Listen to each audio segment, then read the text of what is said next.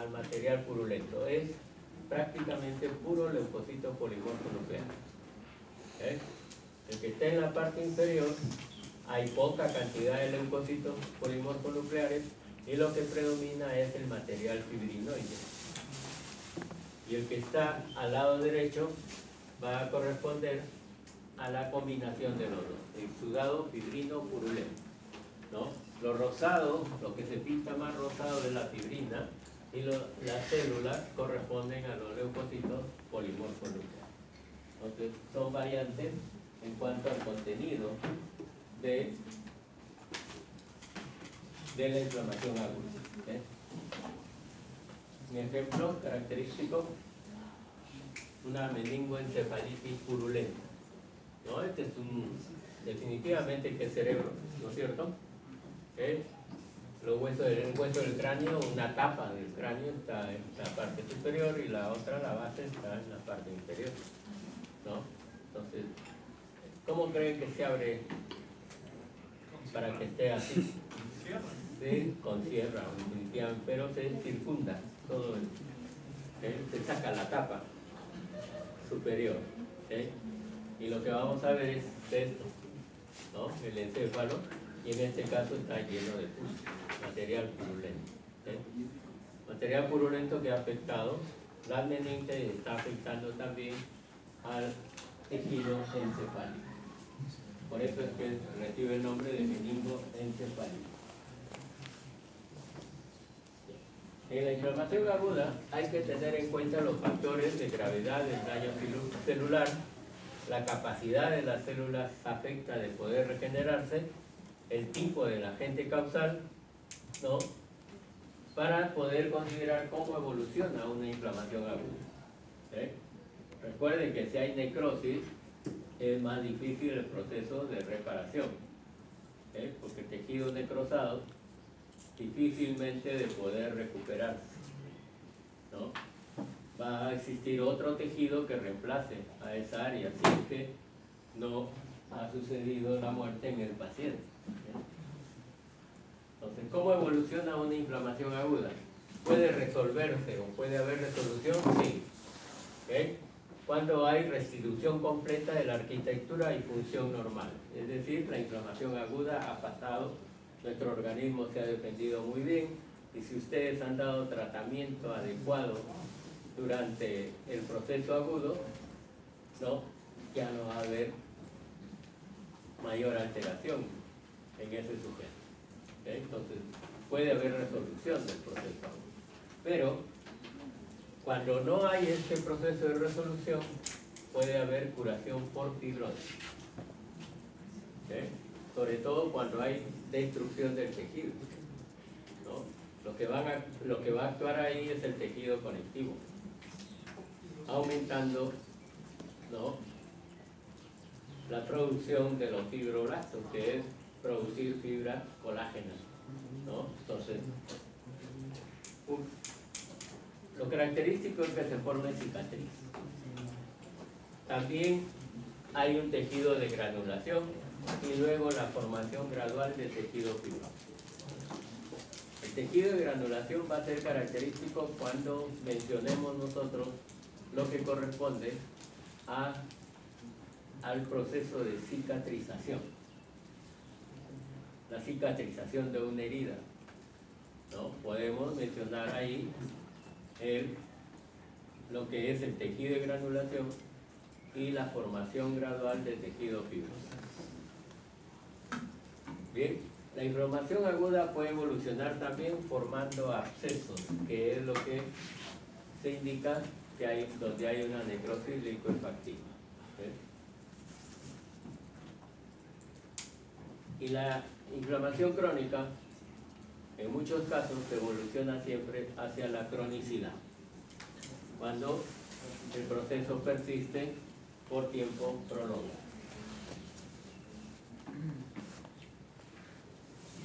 Bien, ¿qué será entonces la inflamación crónica? En la inflamación crónica, definitivamente también hay daño tisular continuo, porque no se resuelve el proceso inflamatorio agudo. Entonces es una evolución de la lesión de mayor cuidado, ¿no es cierto? El tiempo de evolución siempre está mayor a 7 días y puede durar meses o años, ¿no? Y eso lo vamos a recordar siempre. ¿Por qué? Porque en una persona que tiene una bronquitis, por ejemplo, lo tiene ahora recién y el año siguiente otra vez presenta bronquitis, ¿no? Entonces se indica de que es un proceso bronquítico crónico. ¿Sí? Que se reagudice de nuevo, sí, va a presentar otra vez la fase aguda, pero se está incrementando el proceso, hay mayor tiempo de evolución. ¿Sí? Luego, el proceso crónico hemos indicado que se caracteriza por la presencia de mononucleares, que son estos elementos: linfocitos, plasmocitos e histiocitos. Los histiocitos son los macrófagos. Mononucleares porque todos ellos tienen un solo núcleo en su estructura.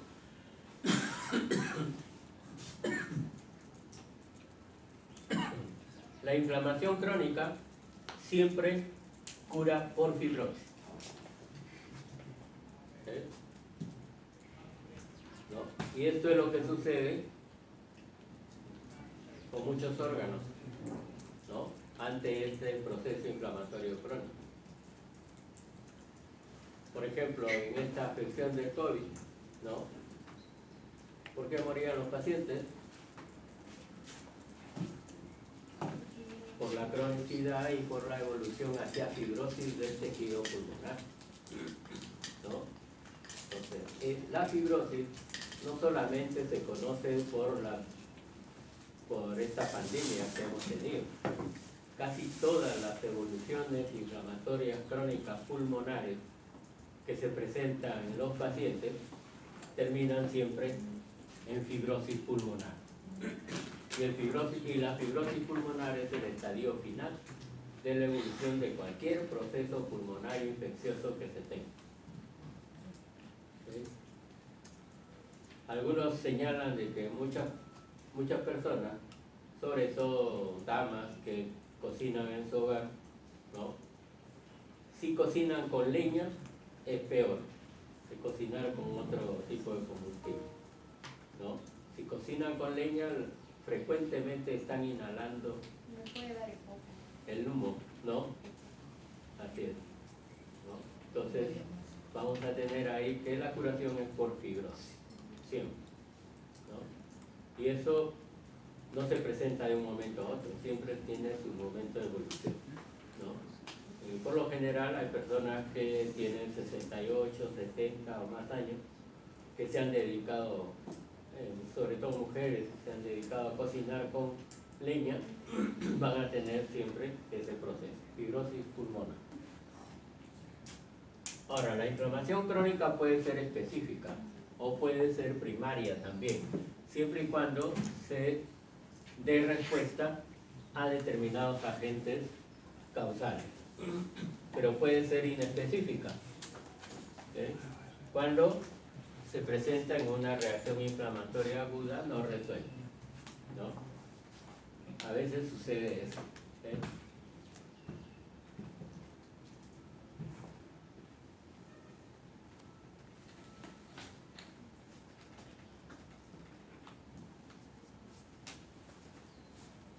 Bien, en este slide se indica qué causales hay que dificulten la cicatrización, ¿no? O la curación, en este caso. Definitivamente una nutrición deficiente. Los sujetos desnutridos no pueden evolucionar bien en la resolución de sus enfermedades. Las enfermedades más bien se van a ir agravando o se pueden ir volviendo mucho más crónicas. ¿Sí? La inmunosupresión también. Nosotros vamos a conocer en el siguiente capítulo lo que es enfermedades inmunológicas. Muchas veces algunas personas no tienen las adecuadas defensas corporales para poder contrarrestar determinadas enfermedades, entonces están en un proceso de inmunosupresión o inmunodeficiencia. Sus sistema inmunológico está siempre muy venido a menos. Cuando hay infecciones con daño tisular persistente, ¿no? Son las infecciones a repetición, que siempre van a tener un mal fin, ¿no? En relación a la zona donde se produce esa infección. También hay que tener en cuenta que en muchos procesos inflamatorios o infecciosos se puede retener material extraño. Y la retención de material extraño va a originar que se forme, ¿no? Una reacción granulomatosa del tipo cuerpo extraño, así se le llama, con gran predominio de células gigantes.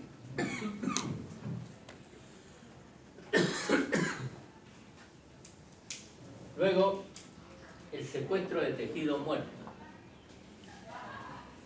Siempre se les va a indicar a ustedes de que cuando hay una herida, esa herida tiene que limpiarse a profundidad o con gran esmero.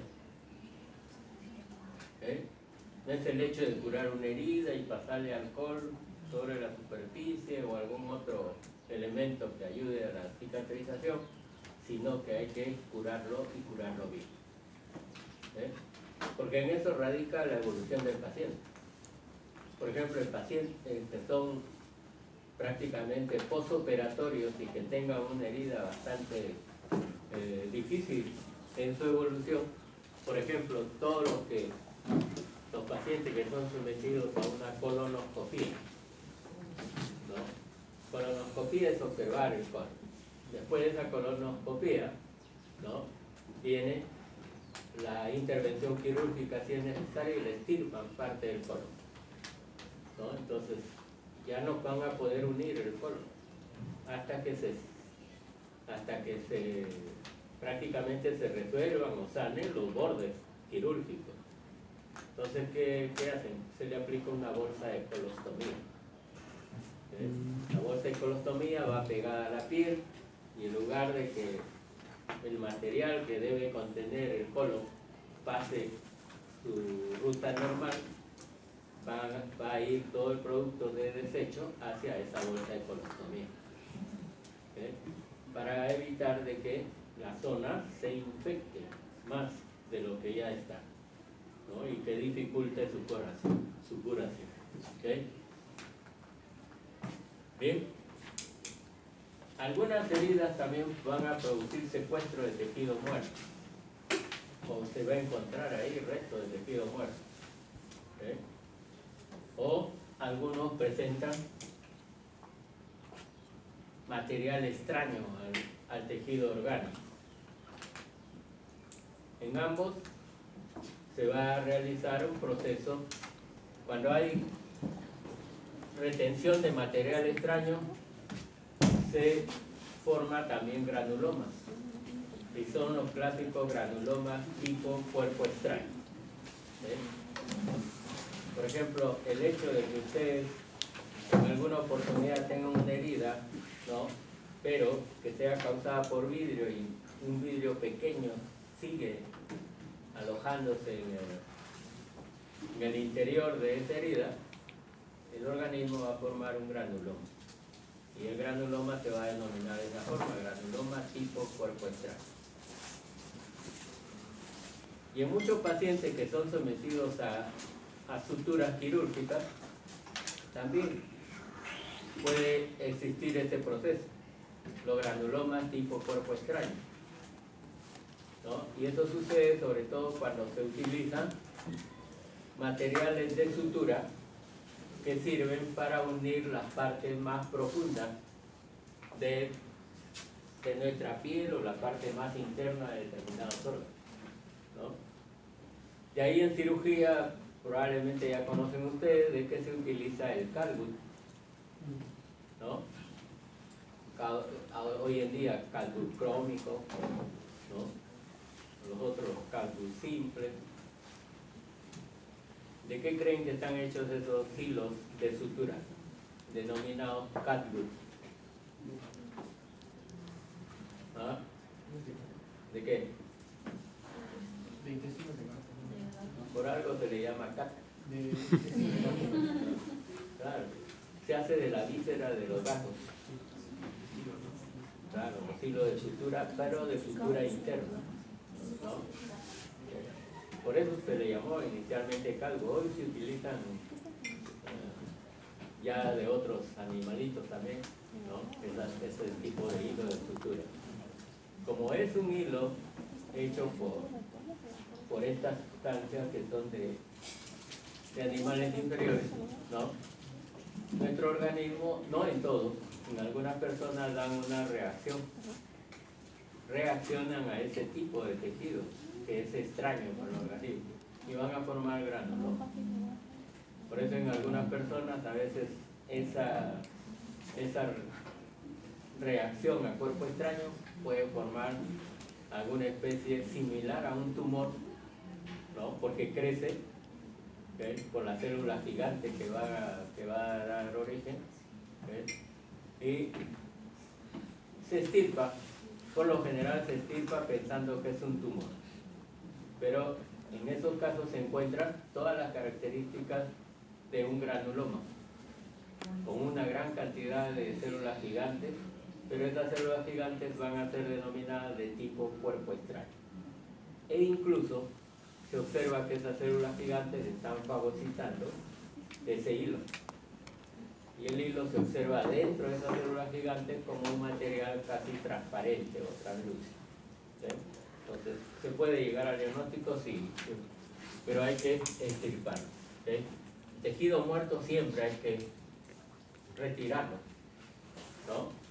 Las heridas, cuando son extensas, siempre los bordes se necrosan, porque es difícil, uno, que están con un proceso inflamatorio o infeccioso, y otra de que no le llega una adecuada irrigación, ¿no? Entonces se van a necrosar. Entonces, cada vez que exista una curación de heridas, hay que liberar ese tejido necrosado, porque si no, no va a curar bien la herida.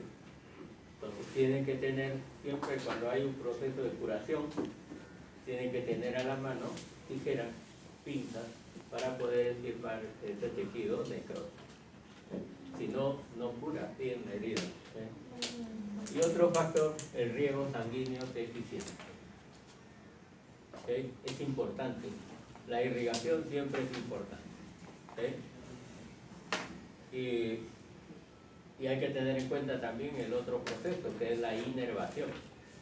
Irrigación e inervación son muy importantes para la restitución lo más normal posible de un tejido. ¿Okay? Es como las plantas, ¿no es cierto? También son seres vivos. Para que crezcan bien, ¿qué requieren? Una buena irrigación, ¿no es cierto? Y nosotros tenemos irrigación por lo que es la sangre, ¿no? Y la inervación también para el estímulo, ¿okay?, para el factor estimulante para el desarrollo de esas estructuras, ¿okay? Luego, lógico es pensar que habrá curación si todos estos factores se resuelven. ¿Okay? Lo importante es el primero. ¿Okay? Si no hay una buena nutrición, lo demás queda en segundo término. Bien, acá tienen esta vista la imagen de una inflamación aguda, es más difusa, ¿no? Afecta casi la mayor parte del órgano donde se va a encontrar. En este caso es una inflamación aguda del tejido. ¿Qué tejido? Pulmón. Tejido pulmonar, ¿no? Si vemos solo alvéolos, podría tratarse nada más que de una neumonía. Pero si hubiéramos bronquios que tienen el mismo proceso, es una bronconeumonía. ¿Okay? Inflamación aguda. En este caso también se trata de pulmón, pero observen la diferencia. Aquí es más difusa, los leucocitos, si lo ven a mayor aumento, ¿no?, tienen buena vista. Ese aumento son leucocitos polimorfonucleares. ¿Okay? En cambio acá todos son redondos, un solo núcleo. ¿Okay? Incluso está formando una especie de folículo, ¿no?, de folículo linfoide. Y eso es característico en los procesos crónicos. ¿No el proceso crónico presenta siempre células mononucleares, células con un solo núcleo, y cuando se agrupan estos linfocitos, siempre van a tratar de formar un folículo linfóide. Bien, entonces, diferenciación histológica entre inflamación aguda e inflamación crónica.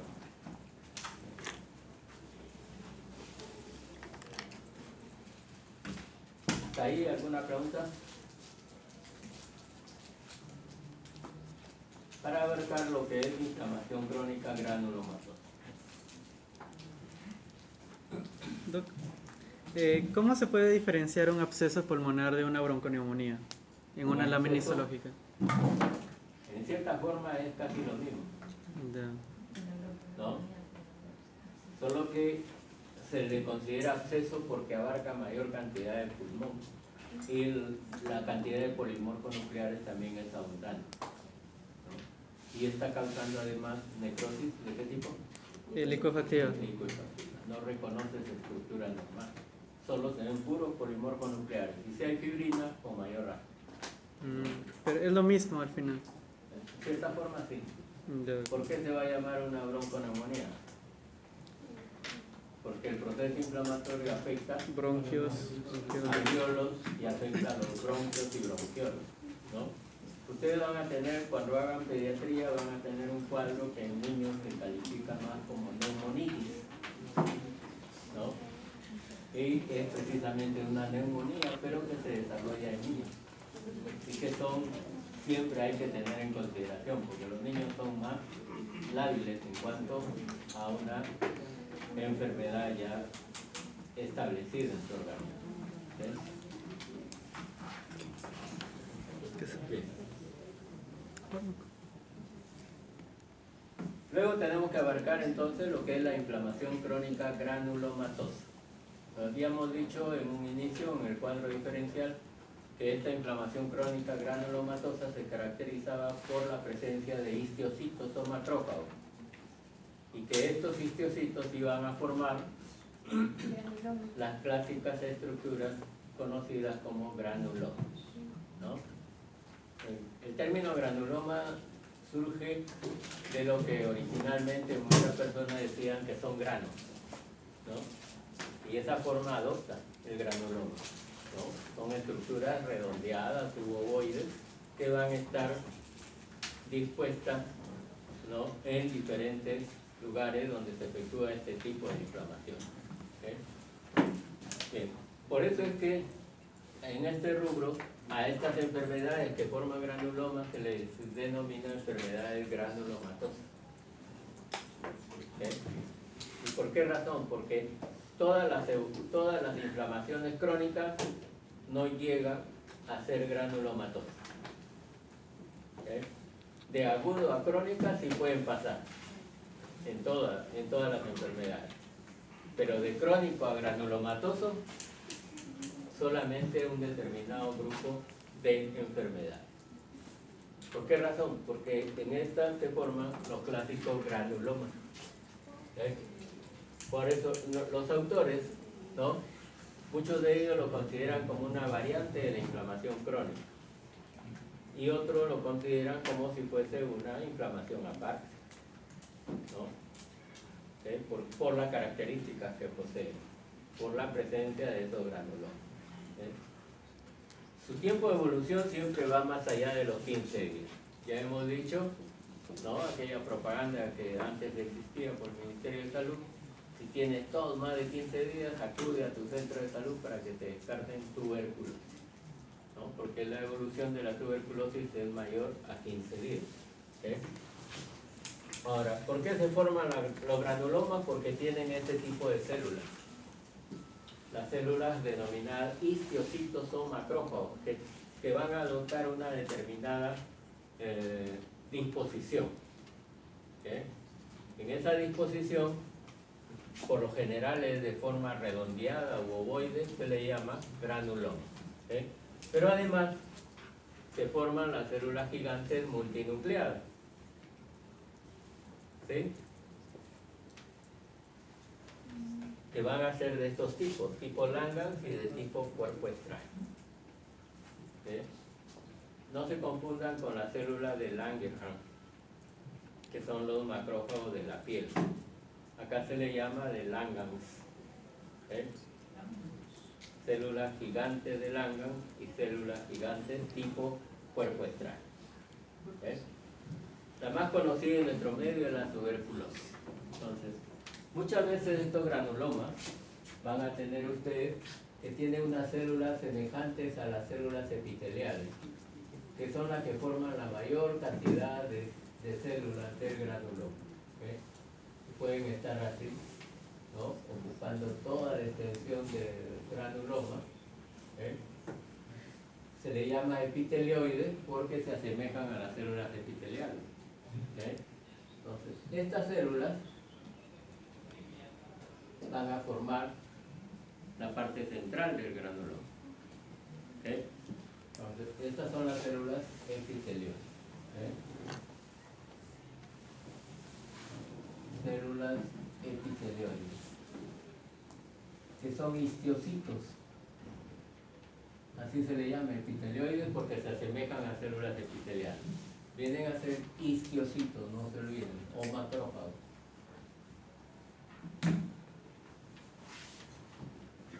¿Sí? Luego, vamos a tener alrededor de estas células histiocíticas la presencia de las características células inflamatorias crónicas, que son los linfocitos. Los linfocitos caracterizan el proceso crónico. ¿Sí? Y como los linfocitos se disponen alrededor de todas las células epitelioides, se le da el nombre de corona de linfocitos. Corona de linfocitos. ¿Sí? Ahora, en estos granulomas hay que tener en cuenta de que si está de esta forma, este es un granuloma recién formado, ¿no? Que se conoce como granuloma joven.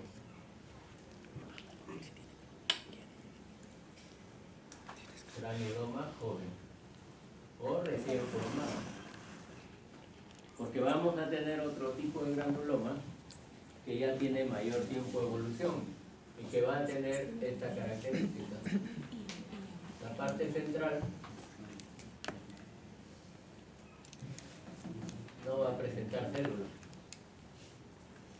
Ninguna de estas, ni tampoco células del parénquima del órgano afectado. Se ve así. ¿Okay? Y alrededor van a tener ustedes las células epitelioides. Siguen presentes las células epitelioides. Que pueden estar en una, dos o tres o más capas, dependiendo del tamaño del granuloma.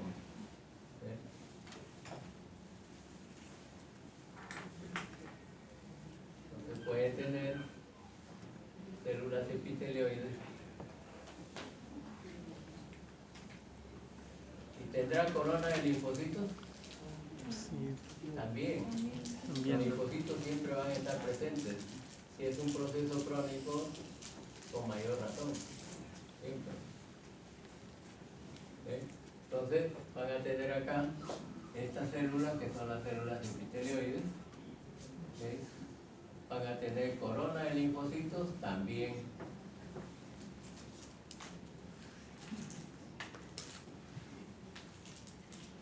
Van a tener corona de linfocitos. ¿Y qué será lo de la parte central? Necrosis. ¿Ah? Necrosis. Así es, necrosis. ¿Sí? Entonces, esta zona del granuloma es necrosis. Necrosis que va a variar dependiendo de la enfermedad. ¿No es cierto? En la tuberculosis, ¿qué tipo de necrosis es? Gaseosa. Así es. Necrosis gaseosa en la tuberculosis. ¿Ok? Pero ¿por qué existirán estos dos tipos de granulomas? Si este es joven, ¿este será un granuloma? Viejo. ¿Ah? Antiguo. ¿Está bien? Así se le llama. ¿Sí? Granuloma viejo, y algunos, para no sentirse aludidos, le llaman granuloma antiguo. Antiguo, es antiguo. Granuloma viejo o antiguo. ¿Ok? ¿Tiene alguna significación de que existan los dos tipos de granuloma? O sea, el primero es cuando nuestro sistema inmunológico sí lo puede contener por ejemplo, en el caso de la tuberculosis, el micobacterio lo mantiene y se mantiene estable y puedes vivir con eso. Pero el otro ya está más avanzado y ya empieza la enfermedad como tal. Así es, ¿no? Entonces, ¿qué significación le daría? Porque en algunos pulmones, para ser más preciso, vas a encontrar una gran cantidad de granulomas de este tipo, granuloma viejo o antiguo. ¿Okay? ¿Qué significación le darías a lo que has dicho al inicio? Está muy bien. Que Granuloma joven es aquel granuloma que recién se va a formar, antes respuesta a la infección. Pero este granuloma viejo, ¿qué podemos decir ahí? ¿Que está respondiendo bien nuestro organismo? No, se llama igual de atrás, ya no puede ser reversible. Así es, ¿no? Acá nos indica de que está venciendo la enfermedad, ¿no? El agente causal le está causando más daños al organismo. Por eso es que se presenta la necrosis, ¿no? ¿Y qué va a hacer el organismo como respuesta? Va a formar más granuloma joven, sigue formando granuloma, ¿no? Y si la acción del agente causal es más virulenta, ¿no? Más agresiva, vamos a tener más granulomas con necrosis. ¿Okay? Entonces, eso es lo que significa la presencia de estos dos tipos de granulomas en nuestros tejidos. Uno que son granulomas recién formados o granulomas jóvenes, y el otro que son granulomas viejos o antiguos, ¿no? Aquellos que ya están cayendo en la lucha para defender. ¿Cierto? ¿Okay? Por eso muchas veces les pregunto, ¿cómo creen, ¿no?, que un paciente con tuberculosis forme caverna en la evolución de esa tuberculosis? ¿Por qué será?